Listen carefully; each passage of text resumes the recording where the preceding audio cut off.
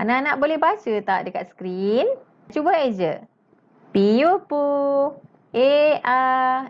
sa, puasa. DID, biubu, LAN, bulan, RERA, MMA, DHAN dan Ramadan.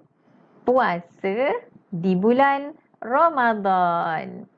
Anak-anak ingat lagi ke tak? Puasa di bulan Ramadan pada bulan lepas. Sekarang ni kita dah habis beraya. Jom kita teruskan. Yang pertama, maksud puasa. Apakah yang dikatakan dengan puasa? Puasa ialah menahan diri. Menahan diri ni macam mana? Menahan diri daripada makan dan minum. Maknanya kita tak boleh makan, tak boleh minum, sikit pun tak boleh. Kemudian yang kedua, kita kena tahan diri kita dari perkara yang boleh membatalkan puasa kita. Ada banyak sebenarnya perkara yang boleh membatalkan puasa. Antaranya ialah seperti keluar darah haid, ataupun pengsan, ataupun gila, ataupun murtad, muntah dengan sengaja.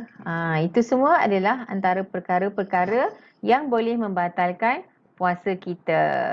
Dari terbit fajar sehingga terbenam matahari.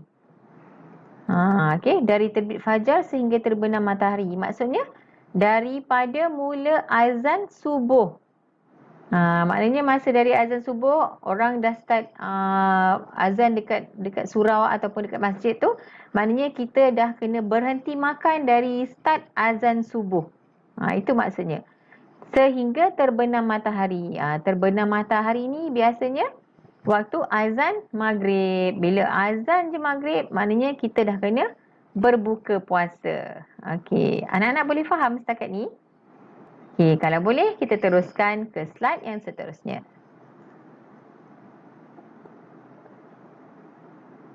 Bersahur dan kelebihannya. Anak-anak ingat lagi tak?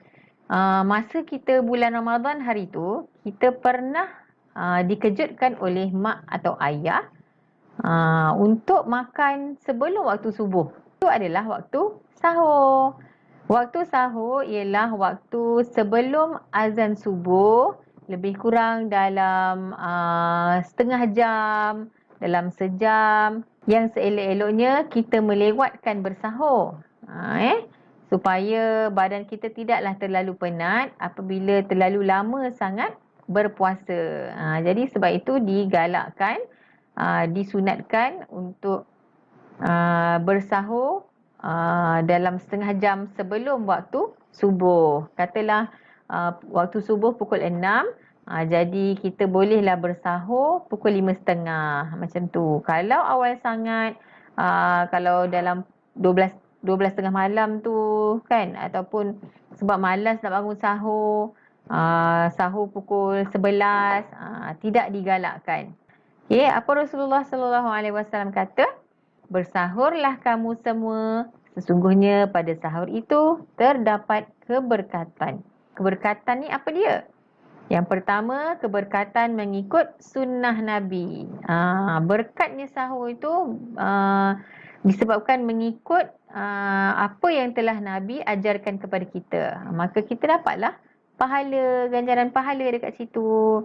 Kemudian sementara nak tunggu azan tu, kita boleh sempat lagi untuk berzikir ke, berwirid ke, subhanallah walhamdulillah wala ilaha illallah wallahu akbar ke. Jadi boleh tambah lagi kita punya pahala, ataupun nak solat sunat ke, kan? Okey. Kemudian yang kedua, keberkatan kepada badan kita. Badan kita memerlukan banyak nutrien ataupun vitamin untuk mengekalkan kecergasan dan tenaga sepanjang kita berpuasa di bulan Ramadan. Sebab kita puasa lebih kurang dalam 12 ke 13 jam. Jadi waktu tu agak lama. Kalau yang tak biasa, mungkin dia akan di waktu permulaan tu mungkin dia rasa macam penat lah kan. Tapi kalau dah lepas 3 hari tu biasanya badan kita dah boleh menyesuaikan diri, jadi tak ada masalah pun sebenarnya. Okey. Selain itu, sahur ini juga dia membezakan antara puasa orang Islam dengan orang bukan Islam. Orang bukan Islam pun ada juga puasa. Tapi diorang tak ada bersahur. Sebab itulah kita digalakkan untuk bersahur. Banyak kebaikannya dekat situ. Kemudian Rasulullah kata apa lagi? Dia kata bangunlah bersahur walaupun dengan sebiji tamar. Apa itu tamar? Ya, kurma. Walaupun kita bangun tu untuk makan sebiji kurma je. Ataupun segelas air, minum segelas air kosong pun tak apa. Kalau tak nak bancuh air Milo ke susu ke kan, macam mengantuk je kan. Jadi tak apa, minum air segelas air ataupun beberapa teguk air pun tak ada masalah. Yang penting kita nakkan keberkatan bersahur. Ustazah teruskan ya. Seterusnya, berbuka. Ingat lagi tak waktu berbuka hari tu? Masa tu ada banyak makanan dekat atas meja kan. Kalau mak yang rajin masak, macam-macam hidangan dia sediakan atas meja. Daripada menu utamanya, kemudian sayur-sayur dan buah-buahannya, kemudian dengan pencuci mulut, kan. Kalau ada tambahan, ada pula aiskrim. Maknalah tahu kan, dia nak bagi anak-anak semua keseronokan, kegembiraan semasa berbuka puasa kan. Yelah, sebab anak-anak masih kecil lagi kan. Jadi dia nak datangkan keseronokan tu, jadi mak pun masaklah macam-macam. Segala apa menu yang sebelum ni tak pernah ada, tiba-tiba waktu bulan Ramadan segala menu semua ada. Daripada sebelum ni mak tak reti nak buat, bulan Ramadan macam-macam. Tapi jangan komplain tau kalau tak sedap. Senyap aja. Sebab mak dah penat masak untuk kita kan. Kalau mak tanya, sedap tak? Sedap mak. Macam tu. Jadi berbuka ni waktu bila? Waktu azan maghrib. Waktu azan maghrib, masa tu Bilal telah mengumandangkan azan. Allahu Akbar, Allahu Akbar. Maka kita pun ambillah sebiji kurma sebaik-baiknya kan. Sunnahnya kita makan kurma dahulu. Kemudian barulah makan benda lain. Tapi boleh juga untuk makan benda lain yang manis. Okey. Kenapa kita kena makan kurma? Apa kebaikan kurma berbanding benda lain? Sebab kurma ini merupakan makanan yang mengandungi gula yang cepat diserap oleh tubuh badan kita. Disebabkan badan kita memerlukan gula untuk mendatangkan tenaga kan. Jadi bila kita makan makanan yang lain, gula tersebut akan diproses agak lama berbanding dengan kurma. Rasulullah SAW bersabda, bagi orang berpuasa terdapat 2 kegembiraan. Ada 2 kegembiraan. Yang pertama, kegembiraan di dunia. Apa yang dikatakan dengan kegembiraan di dunia? Di dunia itu maksudnya sekarang lah. Bila kita berbuka, seronok tak? Gembira tak? Bila nak berbuka tu memang kita akan rasa macam, ya Allah, cepatlah berbuka, nak makan ni, nak makan itu kan, tak sabarnya kan. Dia punya seronok tu kan, ya Allah, tak tahu nak cakap macam mana kan. Jadi kegembiraan tu yang Allah datangkan semasa kita berada di dunia. Okey. Kemudian yang kedua, kegembiraan di akhirat. Kegembiraan di akhirat ni maksudnya semasa kita dah berjumpa dengan Allah nanti. Okey. Masa dekat sana nanti Allah akan ganjarkan sebanyak-banyak ganjaran. Disebabkan apa? Disebabkan, okey, kita tengok ya apa yang Allah kata. Setiap amalan anak Adam, iaitu kita lah. Anak Adam ni maksudnya Nabi Adam.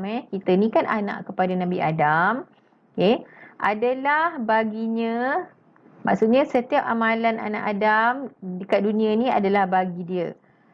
Amalan kebaikan, apa yang kita buat, mengaji, solat, bersedekah, tolong orang, setiap amalan tu adalah untuk diri kita. Allah bagi ganjarannya kan. Kecuali puasa. Puasa ni sebab ia hanyalah untukku. Maksudnya kita berpuasa ni untuk Allah.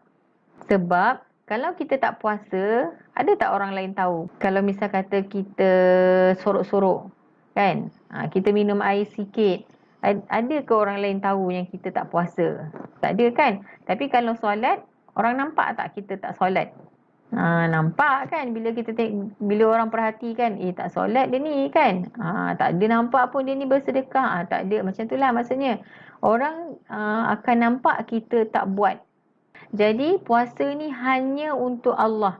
Maknanya kalau misal kata orang tu memang betul-betul puasa kerana Allah, dia akan dapat ganjaran yang besar, pahala yang bernilai yang tak tahu macam mana nak kata. Sebab ia hanyalah untukku. Puasa tu untuk Allah. Dan akulah, maksudnya Allah yang akan memberikan ganjaran pada kita.